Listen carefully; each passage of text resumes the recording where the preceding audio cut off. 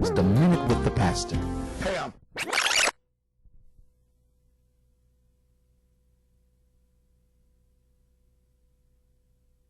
It's time for a daily dose of victory, even if it's just a minute with the pastor.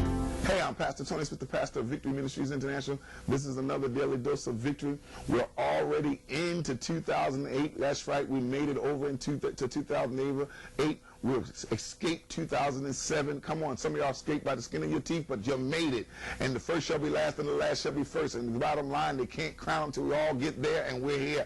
And we're ready to see the King move by his power into 2008. We're a part of the great miracle of 2008. And because of that, guess what? We are taking Friday morning and saying, thank you, God.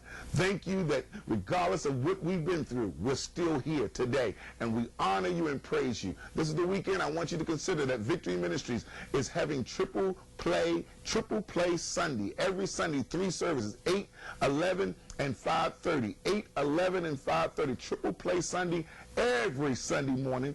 And of course, you know, on Saturday at 7 o'clock, we have time in the Word in the morning. 7 o'clock in the morning, praise and worship and Word. That's all we have. Praise and worship, and then straight into the Word of God. And it's mind-blowing, and people are excited that's been going through something all Friday night, and they say, I can get up in the morning and meet God. And then I'm at Glen Avenue at Christ Church on Glen Avenue up in Park Heights area. Every Sunday at 10 o'clock, Pastor Tony is in Park Heights, around this old area, Glen Avenue. Come on, call the church, let them know that I want to come and hear Pastor Tony speak.